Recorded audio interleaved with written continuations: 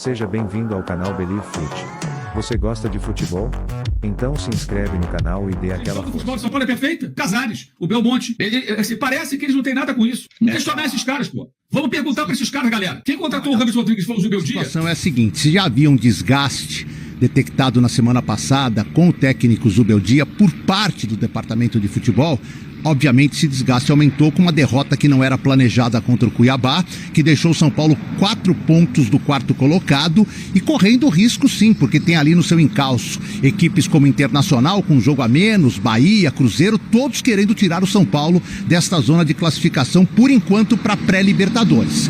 Mas o trabalho vai seguir. Eu conversei bastante com o presidente Júlio Casares na sexta-feira numa visita que eu fiz ao CT de Cotia, mesmo sendo antes da derrota para o Cuiabá, ele garantiu que primeiro, o trabalho do Zubeldia continua até o final do ano, são mais 9 partidas, e aí vai depender muito de classificação ou não para a Libertadores, será feita uma reavaliação, não só do Zubeldia, de jogadores, aqueles que ficam sem contrato, como Luiz Gustavo, Rafinha, outros que estão emprestados, para que se defina qual será o padrão que o São Paulo vai adotar para 2025. Com Libertadores é uma situação, sem Libertadores é uma situação completamente diferente, e mesmo com Libertadores, a austeridade será um ponto marcante na gestão financeira do São Paulo no ano que vem. A tendência é que a cobrança suba de tom, com o objetivo de classificar o São Paulo para a Libertadores. O presidente Júlio Casares não viajou a Cuiabá, mas o Belmonte e o Rui Costa estiveram com o time. A diretoria ficou muito irritada com a atuação. Entre os diretores, o papo que foi um jogo horrível, parará. O São Paulo deixou para trás 6 pontos jogando contra o Cuiabá, que está na zona do rebaixamento e provavelmente vai ser rebaixado.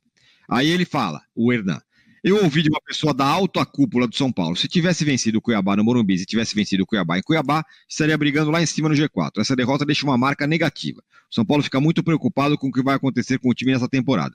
Eliminado nas Copas e agora tendo que classificar obrigatoriamente para a Libertadores, senão o 2025 do São Paulo vai ser um ano muito complicado, porque tem essa questão financeira. O cinto vai ser mais apertado e as contratações para o ano que vem serão pontuais.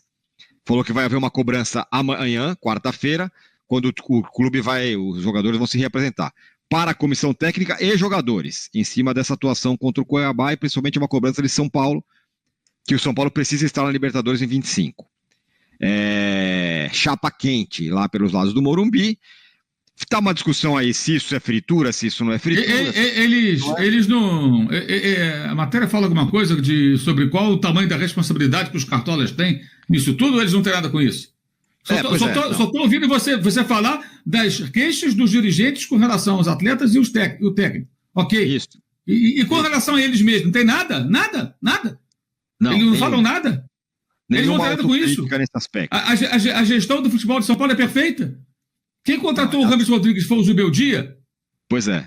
Aliás, né... Foi ele. Eu não sabia, sério. Eu pensei que fosse o Casares, o Belmonte, tá lá o Muricy, né? o Rui, né? De repente foi o Zubeldia que inventou, né? O glorioso Rames. Parece que eles não têm nada com isso. Bom, aliás, eles são os gestores do futebol de São Paulo, cara. Pô, pelo amor de Deus. Me cansa um pouco essa narrativa da voz dos cartolas, sabe? Isso me cansa bastante. Vamos questionar esses caras, pô. Vamos perguntar para esses caras, galera. Vamos perguntar para eles.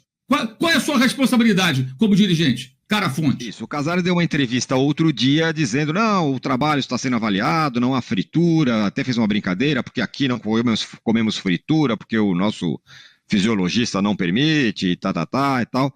Fez uma resposta ensaboada ali, mas não falou. Mas o trabalho está... Mas os profissionais estão sempre em avaliação. Foi isso que foi a declaração até hoje é essa. Os profissionais estão em avaliação, os dirigentes amadores não. Um outro detalhe, né? O São Paulo fica mais ou menos um mês e pouco aí sem o Morumbi, né? Eu entendo que o clube tem que faturar, é difícil abrir mão, né, do dinheiro que esses shows geram para o clube.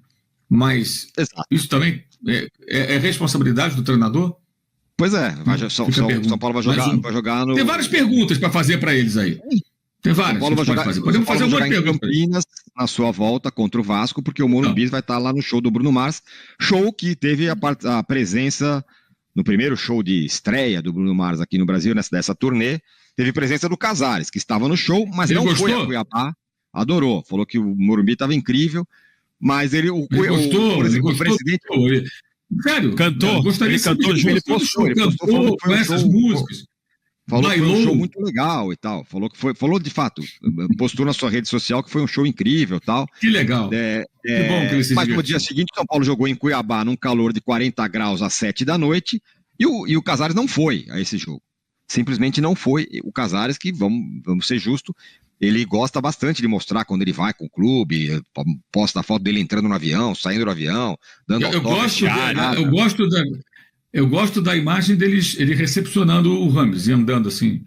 Então, mas nesse jogo contra o Cuiabá, ele não foi para essa partida, foi ao show do Bruno Mars na noite anterior. Só para fechar, o Casares, quando anunciou o plano lá de financiamento do fundo do investimento, falou: o clube agora precisa de união. Precisa de união, mas aí, para ter união, todos precisam remar do mesmo lado. Desde o departamento de futebol, até jogador, até treinador, até presidente. É isso que precisa, e até torcida. É isso que precisa ser feito. Se não remarem para o mesmo lado, vai dar água, vai ser ruim. Vamos lá. Eu e o PVC, a gente tem trazido aqui as notícias do São Paulo em relação a o que pensa o São Paulo para 2025, comando técnico, jogadores, elenco, planejamento para 2025. Obviamente, o cobertor está curto. O São Paulo tem como meta jogar a Libertadores, fase de grupos o ano que vem. Isso aí é uma meta que foi estabelecida depois da eliminação nas Copas, a frustração e tudo mais.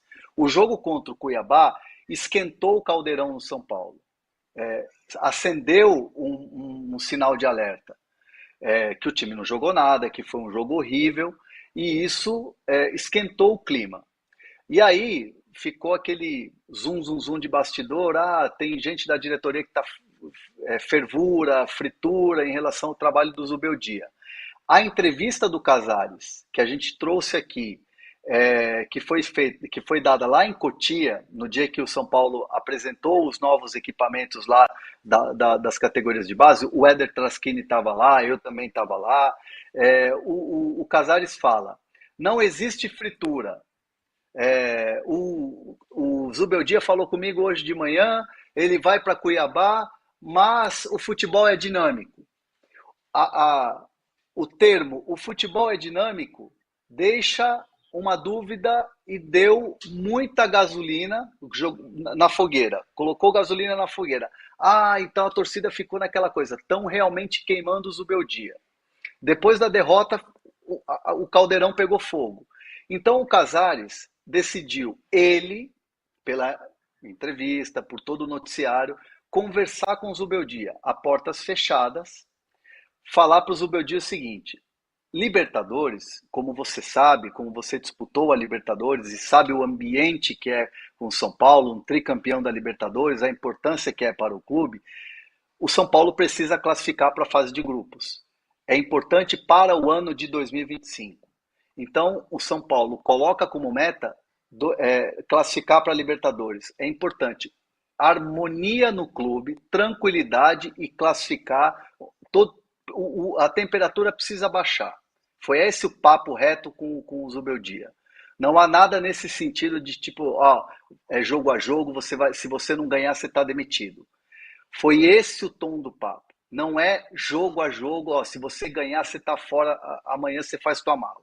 O Casares deixou isso bem claro para o Zubeldia, numa de tranquilizar, de baixar a temperatura. Então o São Paulo quer os ânimos calmos e um São Paulo classificando para a Libertadores.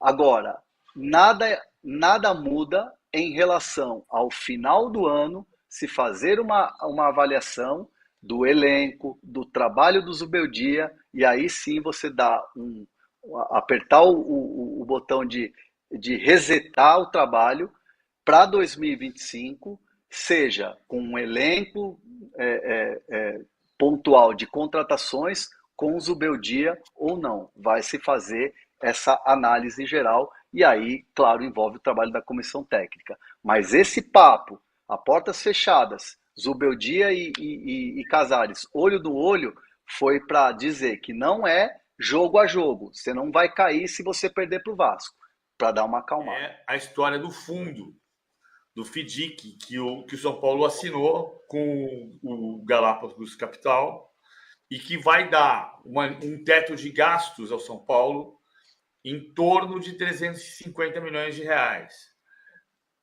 350 milhões de reais ou 50% da receita líquida, o que for menor. Ou seja, pode ser menos de 350 milhões de reais. Isso significa que o São Paulo entende que tem poucos jogadores a contratar no mercado. 2, 3 jogadores. Um deles, um reserva do Ferreirinha. O São Paulo precisa de um jogador veloz que possa substituir o Ferreirinha. Mas não vai ser uma campanha de contratações de levar 8, 9, 7 jogadores para o Morumbi. Vão ser 2, 3 jogadores, porque tem o teto de gastos.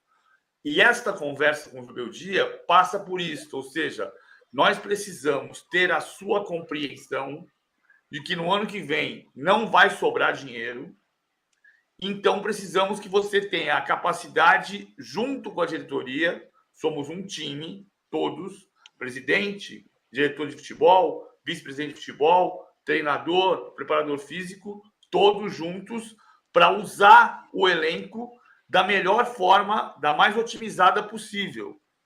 O elenco é considerado bom, para um pouco com 2 ou 3 contratações, mas não vai ter um dinheiro sobrando para contratar. Então, do meu dia, vem cá, precisa saber que você está com a gente nesse processo, nesse projeto de 2025. Precisamos contar com você junto. Esse é muito o tom. Seja bem-vindo ao canal Believe Fute. Você gosta de futebol? Então se inscreve no canal e dê aquela força.